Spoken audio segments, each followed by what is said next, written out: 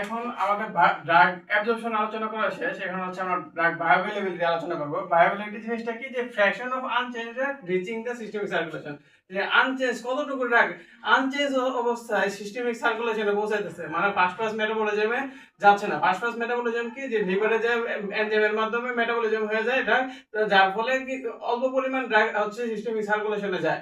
এই first pass metabolism avoid করতেছে, যে অ্যাভয়েড করে যতটুকু ড্রাগ আনচেঞ্জ অবস্থায়, the fraction of unchanged drug reaching the systemic circulation, systemic সার্কুলেশনে পৌঁছায়, সিস্টেমিক সার্কুলেশনে পৌঁছায় যতটুকু আনচেঞ্জ অবস্থায় ড্রাগ, যতটুকু আনচেঞ্জ অবস্থায় ড্রাগ পৌঁছায় কোথায়, সিস্টেমিক সার্কুলেশনে, সেটাই হচ্ছে বায়োঅ্যাভেলেবিলিটি। বায়োঅ্যাভেলেবিলিটির ফ্যাক্টরস কি কি আছে? ফ্যাক্টরস মডিফাইং বায়োঅ্যাভেলেবিলিটি, এটা হচ্ছে ফিজিক্যাল প্রপার্টিজ, পিএসপি কে এটার উপর নির্ভর করে। ডোজেস ফর্ম, এটা লিকুইড নাকি কি ফর্মে আছে, ট্যাবলেট ফর্মে আছে, ডোজেস ফর্মের উপর নির্ভর করে বায়োঅ্যাভেলেবিলিটি বেশি হবে না কম হবে। তারপরে ফিজিওলজিক্যাল ফ্যাক্টরের উপর নির্ভর করে বেশি হবে না কম হবে। ফার্স্ট পাস ইফেক্টের উপর নির্ভর করে, যে কত এটা কি ফার্স্ট পাস, ওই ড্রাগটা ফার্স্ট পাস ইফেক্ট আছে কি নাই। ওই ড্রাগটা যদি ফার্স্ট পাস ইফেক্ট থাকে তাহলে বায়োঅ্যাভেলেবিলিটি কম হবে, ফার্স্ট পাস ইফেক্ট না থাকে বায়োঅ্যাভেলেবিলিটি বেশি হবে, ইনক্রিজ হবে। রেট অফ অ্যাবজর্পশন যদি দ্রুত হয় ফার্স্ট পাস, তাহলে বায়োঅ্যাভেলেবিলিটি দ্রুত হবে। অ্যাবজর্পশন রেট যদি ডিক্রিজ হয় তাহলে বায়োঅ্যাভেলেবিলিটি ডিক্রিজ হবে। এবার হচ্ছে রুট, যে কোন রুটে বায়োঅ্যাভেলেবিলিটি কেমন, এটা খুব ইম্পর্টেন্ট একটা জিনিস। এটা আসে যে সবচেয়ে বেশি হচ্ছে ইন্ট্রাভেনাস রুটে, এটা 100% বায়োঅ্যাভেলেবিলিটি।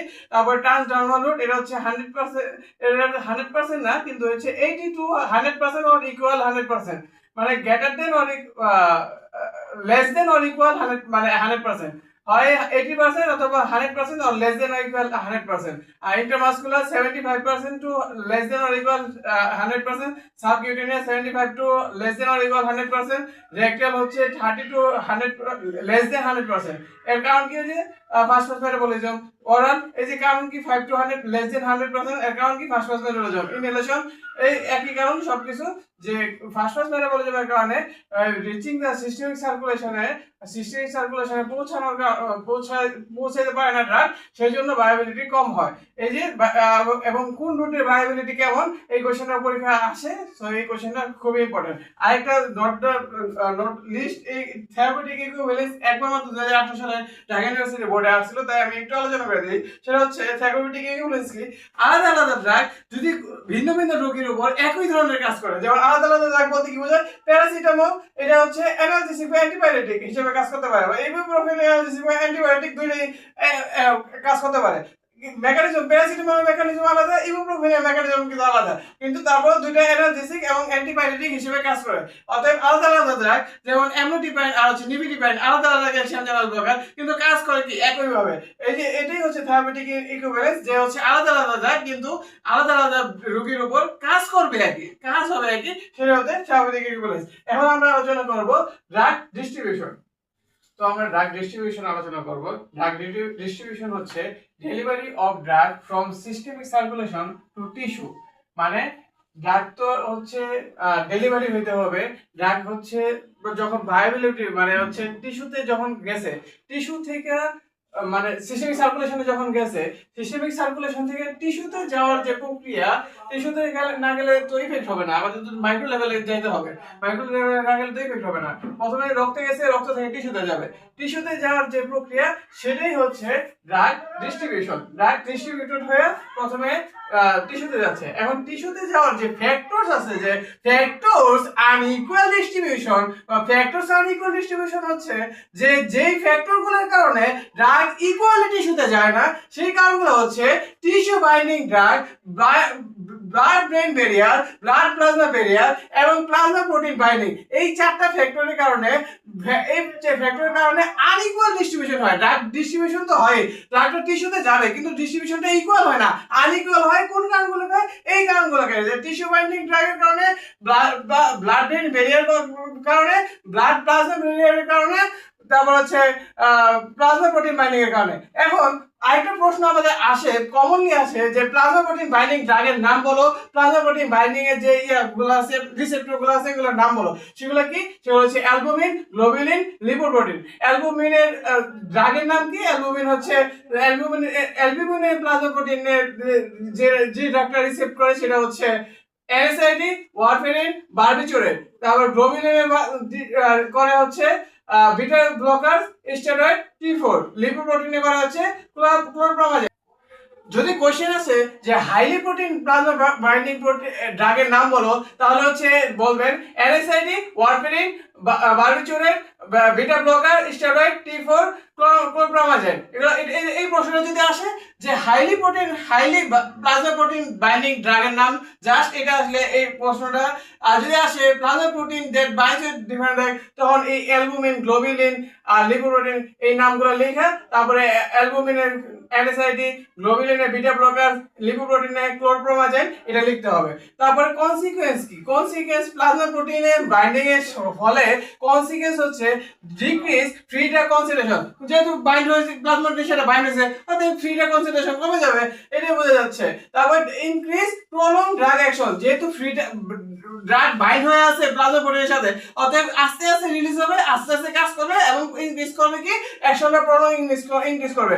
অল্টার ডিস্ট্রিবিউশন, আগেই বলছি যে ফ্যাক্টরস আনইকুয়াল ডিস্ট্রিবিউশনের মধ্যে প্লাজমা প্রোটিন বাইন্ডিং একটা অল্টার করবে ডিস্ট্রিবিউশন। আর কি কম্পিটিশন ইন্টারঅ্যাকশন, ড্রাগ ইন্টারঅ্যাকশন করবে, কম্পিটিশন করবে। একটা প্লাজমা প্রোটিনের যখন NSAID বাড়তে যাবে, যখন ওয়ারফেরিনও বাড়তে যাবে, তখন ড্রাগ ইন্টারঅ্যাকশন দেখা যাবে, রাইট?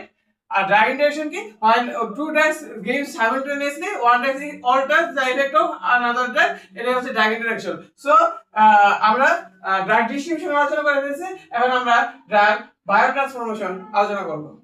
এখন আমরা আলোচনা করব হচ্ছে ড্রাগ বায়োট্রান্সফরমেশন। বায়োট্রান্সফরমেশন জিনিসটা কি সেটাকে বুঝি, এটা ডেফিনেশনটা কি। বায়োট্রান্সফরমেশন হচ্ছে molecular alteration of drug with biological system with or without enzyme. মানে একটা ড্রাগ সেটা মলিকুলার অল্টারেশন হবে উইথ এনজাইমের হেল্পে অথবা এনজাইমের হেল্প ছাড়া। কিভাবে? বায়োলজিক্যাল সিস্টেমের মাধ্যমে। বায়োলজিক্যাল সিস্টেমে, উইদিন বায়োলজিক্যাল সিস্টেমে একটা ড্রাগ কি হবে? অল্টার হবে। ড্রাগ অল্টার হয়ে কি হতে পারে? এটার এইম কি, এটার পারপাস কি, এটার কনসিকুয়েন্স কি? এটার পারপাস, এটার কনসিকুয়েন্স। কিসের পারপাস? বায়ো ট্রান্সফরমেশনের পারপাস, কনসিকুয়েন্স কি? বায়ো ট্রান্সফরমেশনের পারপাস হচ্ছে লিপোড সলিউবল ড্রাগকে ওয়াটার সলিউবল করা, যাতে ড্রাগ এক্সক্রিয়েট করা যায়। ড্রাগকে বডি থেকে এক্সক্রিয়েট করাই হচ্ছে বায়ো ট্রান্সফরমেশনের প্রধান পারপাস, প্রধান এইম। এবং এটার কনসিকুয়েন্স হচ্ছে অ্যাক্টিভ ড্রাগকে ইনঅ্যাক্টিভ মেটাবলাইট করে, প্রোডাক্টকে অ্যাক্টিভ ড্রাগ করে, active drug to more active drug করে, active drug to toxic metabolite করে, toxic product to active drug করে। তো এখন আলোচনা করব ফ্যাক্টরস মডিফাইং বায়োট্রান্সফরমেশন। কোন ফ্যাক্টর বায়োট্রান্সফরমেশনকে ইনক্রিজ করতে পারে অথবা ডিক্রিজ করে? এজের ক্ষেত্রে আবার তিনটা যে আছে, একটা হচ্ছে একদম প্রিমেচুর বেবি, একটা আছে হচ্ছে ইয়ং এজ, একটা হচ্ছে ওল্ডার এজ। প্রিমেচুর বেবির ক্ষেত্রে এনজাইম সিস্টেম ডেভেলপ থাকে না, অতএব বায়োট্রান্সফরমেশন কম হবে। এবং ওদের ক্ষেত্রে একটা জিনিস, একটা রোগ অনেক সময় হয়ে যায়, যেটার নাম হচ্ছে গ্রে বেবি সিনড্রোম। তারপরে আর্লি এজ বা এল্ডার এজ বা মানে বুড়ো মানুষের সাথে এনজাইম সিস্টেম ডেভেলপ থাকে, বলতে এটা না যে ডেভেলপ থাকে কিন্তু এটা কার্যকারিতা কমে যায়। এই জন্য এল্ডার বা ওল্ড এজের ক্ষেত্রেও এই বায়োট্রান্সফরমেশন ডিক্রিজ হবে, ফ্যাক্টরস মডিফাই বায়োট্রান্সফরমেশন ওল্ড এজেও ডিক্রিজ হবে। আর যে অ্যাডাল্টের ক্ষেত্রে বায়োট্রান্সফরমেশন ইনক্রিজ হবে, কারণ হচ্ছে এনজাইম সিস্টেম ডেভেলপ থাকে, সবকিছু ঠিকঠাক থাকে। এই বললাম। সেক্সের ক্ষেত্রে হচ্ছে দুইটা হরমোন আছে, একটা হচ্ছে এস্ট্রোজেন, একটা হচ্ছে টেস্টোস্টেরন, একটা হচ্ছে ইস্ট্রোজেন। টেস্টোস্টেরন থাকে পুরুষে, এস্ট্রোজেন থাকে মহিলাদের। টেস্টোস্টেরন এনজাইম ইনডিউসার, এই জন্য বায়োট্রান্সফরমেশন বেশি হবে। আর ইস্ট্রোজেন হচ্ছে এনজাইম ইন্ডাকশন, ইনহিবিশন করে। সো হচ্ছে ওই মহিলাদের ক্ষেত্রে, মানে ফিমেলদের ক্ষেত্রে ফ্যাক্টরস মডিফাইং বায়োট্রান্সফরমেশন হচ্ছে ডিক্রিজ হবে। তাহলে রেসের ক্ষেত্রে আমেরিকানদের একরকম, বাংলাদেশিদের একরকম হবে, জেনেটিক ফ্যাক্টরের কারণে আলাদা হবে। প্যাথোলজিক্যাল কন্ডিশনটা যদি আমি বলি যে লিভার ডিজিজ হইলে, তারপরে নেফ্রোটিক সিনড্রোম, তারপরে যদি হয় হাইপার মানে থাইরয়েডিজম, এরকম কোন প্যাথোলজিক্যাল কন্ডিশন থাকলেও বায়োট্রান্সফরমেশন ডিক্রিজ হবে। এনভায়রনমেন্টাল ফ্যাক্টর একটা কাজ করবে। এনজাইম ইন্ডাকশন, আমি বলছি যে এখানে সেক্সের জায়গায় বলে ফেলছি এনজাইম ইন্ডাকশন কি, এনজাইম ইনহিবিশন কি। এনজাইম ইন্ডাকশন হচ্ছে মেটাবলাইজ, এনজাইম ইন্ডাকশনে মেটাবলাইজ বেশি হয়, যেহেতু এখানে হচ্ছে বায়োট্রান্সফরমেশন বেশি হবে, ইনহিবিশনে বায়োট্রান্সফরমেশন এর জন্য কম হবে। এই ছিল factor modifying biotransformation. Phase 1 reaction, phase 2 reaction. এখান থেকে আরেকটা প্রশ্ন আছে যে বায়োট্রান্সফরমেশনের রিঅ্যাকশন কি কি আছে। দুইটা রিঅ্যাকশন আছে, একটা ফেজ 1 রিঅ্যাকশন, একটা ফেজ 2 রিঅ্যাকশন। ফেজ 1 রিঅ্যাকশন কি? অক্সিডেশন, অক্সিডেশন, রিডাকশন আর হচ্ছে হাইড্রোলাইসিস। এই তিনটা রিঅ্যাকশন। অক্সিডেশনের একটা एग्जांपल মনে রাখতে পারেন যে মরফিন, রিডাকশন হাইড্রোকর্টিসন, আর হাইড্রোলাইসিস মেথিলিন। আর ফেজ 2 রিঅ্যাকশন কি কি আছে? Glucuronidation, sulfation, acetylation, amino acid. Example দেখে রাখতে পারেন। তারপর হচ্ছে মাইক্রোজোমাল এনজাইম, মাইক্রোজোমাল এনজাইম আর non microsomal enzyme. Microsomal enzyme একটা নাম যদি বলেন, একটা, সেটা বলতে হবে সাইটোক্রোম P450। আর যদি নন মাইক্রোজোমাল এনজাইম একটা নাম বলেন, সেটা বলতে হবে মাও। আর দেখেন মাওর সাথে আরো কিছু লিখছি, সেটা হচ্ছে অ্যামাইলেজ। অ্যামাইলেজে দেখেন অ্যামাইলেজ, তারপরে দেখছে হাইড্রোলাইজ, তারপরে হচ্ছে রিডাক্সিস। এদের রিডাকটেসটা রিডাকশনের সাথে মিল আছে, তারপরে হাইড্রোলাইজটা হাইড্রোলাইসিসের সাথে মিল আছে, এভাবে মনে রাখতে পারেন। তারপরে অ্যামাইনো অক্সিডেজ, এই অক্সিডেজটা অক্সিডেশনের সাথে মিল আছে, এভাবে মনে রাখতে পারেন যে মাইক্রোজোমাল এনজাইম আর নন মাইক্রোজোমাল এনজাইম। এই ছিল অল অ্যাবাউট প্রবাবলি যে ড্রাগ বায়োট্রান্সফরমেশন। এখন আমরা ড্রাগ এলিমিনেশন এটা নিয়ে কিছু আলোচনা করব। এখন বডিতে ড্রাগ অ্যাবজর্পশন হয়েছে, অ্যাবজর্পশন হওয়ার পরে কি হয়েছে? ডিস্ট্রিবিউশন হয়েছে, ডিস্ট্রিবিউশন হওয়ার পরে বায়োট্রান্সফরমেশন হয়েছে। এখন কি হবে? এলিমিনেশন হবে বা এক্সক্রিয়েশন হবে। এন্ড এক্সক্রিয়েশন হওয়ার প্রধান রুট কি? তোমার মাথায় নিজে নিজে একটা চিন্তা করো তো, কি হতে পারে? কিডনি। Yes, kidney. কিডনি হচ্ছে মেজর রুট। মেজর রুট হচ্ছে কিডনি। আরেকটা বলতে লিভার, আরেকটা বলে লাংস, আরেকটা বলে ইন্টেস্টাইন। লাংস যে বাইরে হাওয়া বাইরে করে দিতেছে এইভাবে ইনহেলেশনের মাধ্যমে লাংস। লিভার মেটাবলিজম করতেছে লিভার। ইন্টেস্টাইনে সবচেয়ে বেশি সময় থাকে ইন্টেস্টাইন। আর মাইনর রুট যদি বলে তাহলে skin, saliva, breast milk, tears, এগুলো আছে হচ্ছে মাইনর রুট। আর এখান থেকে আরেকটা কোশ্চেন আসতে পারে যে রেনাল এক্সক্রিয়েশনের যে ফর্মুলাটা, সেটা হচ্ছে glomerular filtration plus tubular secretion minus tubular reabsorption. এটা প্লাস মাইনাস কখন হবে সেটা হচ্ছে বুঝার একটা উপায় যে একটা জিনিস দেখো রিঅ্যাবজর্পশন হইতেছে, বাকি সব সিক্রেশন, এটাও সিক্রেশন আছে, গ্লোমেরুলার ফিল্ট্রেশন হয়ে বের হয়ে যেতেছে, এটাও বের হয়ে যেতেছে। একটা জিনিস কিন্তু রিঅ্যাবজর্পশনটা ঢুকতেছে ভিতরে, অতএব এই জিনিসটা মাইনাস হবে, বাকি সব দুইটা জিনিস প্লাস হবে। তো এইভাবে এটা মনে রাখা যায়। এখন ক্লিনিক্যাল ফার্মাকোকাইনেটিক্স আর একটা টপিক আছে, ওটা আলোচনা করলে আমাদের ফার্মাকোকাইনেটিক্স আলোচনা শেষ হয়ে যাবে, তখন বাকি থাকবে ফার্মাকোডাইনামিক্স। তো দুইটা সূত্র আলোচনা করে ফেলি। যে ভলিউম অফ ডিস্ট্রিবিউশন জিনিসটা কি? ভলিউম অফ ডিস্ট্রিবিউশন হচ্ছে total amount of administration drug divide by amount of drug in plasma. প্লাজমাতে কি পরিমাণ ড্রাগ আছে আর কি পরিমাণ ড্রাগ অ্যাডমিনিস্ট্রেশন করা হয়েছে, ওরালি বা যেমনি হোক, কতটুকু ড্রাগ দেওয়া আছে। মনে করেন 400 ml ড্রাগ দিয়েছেন, প্লাজমাতে আছে কতটুকু, সেটাই হচ্ছে ভলিউম অফ ডিস্ট্রিবিউশন। আর প্লাজমা হাফ লাইফ কি? প্লাজমা হাফ লাইফ হচ্ছে 0.7 into volume of distribution divided by clearance. এটা ম্যাথ আছে, এটা আমি দেখাইছি, এটা সবকিছু আমি বলছি হসপিটাল ক্লাসে। তারপর হচ্ছে সিএসএস বা steady state concentration dosing rate divided by clearance. এটা অনার্স গেইনারদের প্রশ্ন, এটা ইউজুয়ালি আসে না। তারপর যদি আমি আপনাকে এটা বলি যে dosing rate divided by clearance, মনে করেন প্রথমবার ডোজ দিয়েছেন 100% বায়োবিলিটির কাজ করছে, ডিভাইডেড বাই ক্লিয়ারেন্স হচ্ছে প্লাজমা হাফ লাইফ মানে 2 দিয়ে ভাগ করলে 50, মানে প্রথমবার 50% এক্সিডেন্ট হয়েছে, দ্বিতীয়বার 50 রে আবার 2 দিয়ে ভাগ করেন, দেখবেন হচ্ছে পাবেন হচ্ছে কত?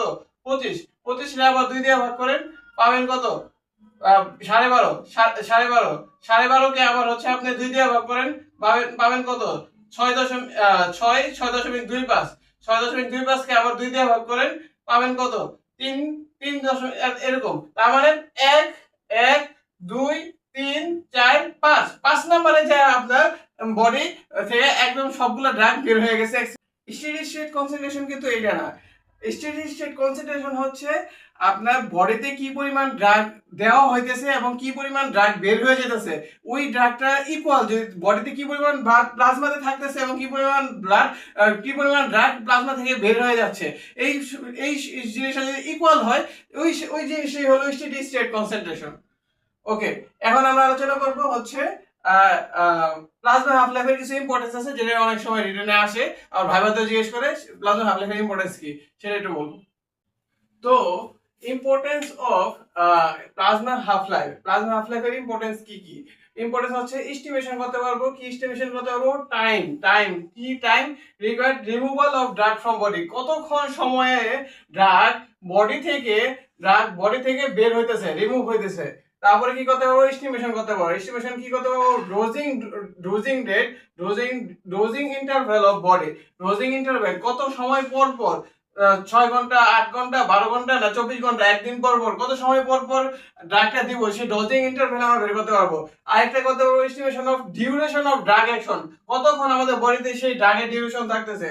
তারপরে একটা কি করতে পারবো, এস্টিমেশন করতে পারবো of time to reach the CSS, estimation করতে পারবো টাইম টু রিচ সিএসএস বা steady state concentration. Steady state concentration আমি বললাম আমি যে ড্রাগ বডিতে যে পরিমাণ দেওয়া হয় ঠিক সেই পরিমাণ ড্রাগ বডি থেকে এক্সক্রিয়েট হয়, এটাই হচ্ছে স্টেডি স্টেট কনসেন্ট্রেশন। ওকে, তাহলে হচ্ছে আমরা এটা শিখলাম। তাহলে এর মধ্যে আরেকটা টপিক আছে হচ্ছে আরেকটা টপিক আমাদের বাকি আছে, সেটা হচ্ছে ফার্স্ট অর্ডার কাইনেটিক্স আর জিরো অর্ডার কাইনেটিক্স। এটা আলোচনা করলে আমাদের প্রবাবলি ফার্মাকোকাইনেটিক্স আলোচনা করা হয়ে যাবে। যেটা বাকি ছিল ফার্মাকোকাইনেটিক্স থেকে সেটা হচ্ছে ফার্স্ট অর্ডার কাইনেটিক্স আর zero order kinetics. Order of kinetics, order of kinetics হচ্ছে দুইটা, একটা হচ্ছে ফার্স্ট অর্ডার আর একটা হচ্ছে জিরো অর্ডার। ফার্স্ট অর্ডার কি? ফার্স্ট অর্ডার হচ্ছে constant fraction of eliminated per unit of time. Constant amount, একটা হচ্ছে কনস্ট্যান্ট ফ্র্যাকশন যেটা হলো ফার্স্ট অর্ডার, আর জিরো অর্ডার হচ্ছে constant amount is eliminated per unit time. Constant fraction, মনে করেন একটা ফ্র্যাকশন কনস্ট্যান্ট ফ্র্যাকশন মানে এটা এখানে মনে করেন 50, এখানে হচ্ছে 25, এরপরে হচ্ছে একটা কনস্ট্যান্ট ফ্র্যাকশন অনুযায়ী এটা হচ্ছে ইয়ে হবে। হাফ লাইফ হচ্ছে কনস্ট্যান্ট, হাফ লাইফ কি? হাফ লাইফ হচ্ছে কনস্ট্যান্ট। আর জিরো অর্ডার কাইনেটিক্সে হাফ লাইফ হচ্ছে নট কনস্ট্যান্ট। তারপরে হচ্ছে rate of elimination and proportional to plasma concentration. আর জিরো অর্ডার কাইনেটিক্সে ইন্ডিপেন্ডেন্ট অফ প্লাজমা কনসেন্ট্রেশন। আর ক্লিয়ারেন্স নট কনস্ট্যান্ট, আর ক্লিয়ারেন্স হচ্ছে কনস্ট্যান্ট। আর হচ্ছে ফার্স্ট অর্ডার কাইনেটিক্স হচ্ছে most drug follows this order kinetics. আর হচ্ছে লেস অর্ডার ড্রাগ মানে খুব কম ফিউ ড্রাগ আছে যেটা হচ্ছে জিরো অর্ডার কাইনেটিক্স ফলো করে। তার एग्जांपल হচ্ছে থিওফাইলিন। আর এটা एग्जांपल দিতে পারি আমরা প্যারাসিটামল, আমরা দিতে পারি অ্যাসপিরিন, প্যারাসিটামল, অ্যাসপিরিন। এই সমস্ত ড্রাগ হচ্ছে zero first order kinetic follow করে, আর এগুলো হচ্ছে জিরো অর্ডার কাইনেটিক ফলো করে। মনে রাখবেন ফার্স্ট অর্ডার কাইনেটিকের ডেফিনিশন যদি মনে রাখবেন, constant fraction is eliminated per unit time, আর zero order kinetic constant amount is eliminated per unit of time. এই ছিল অল অ্যাবাউট মেইনলি আমাদের ফার্মাকোকাইনেটিক্স পর্যন্ত, অল অ্যাবাউট ফার্মাকোকাইনেটিক্স। এখন আমরা ফার্মাকোডাইনামিক্স নিয়ে আলোচনা করব। তো এই ছিল ফার্মাকোকাইনেটিক্স। ধন্যবাদ।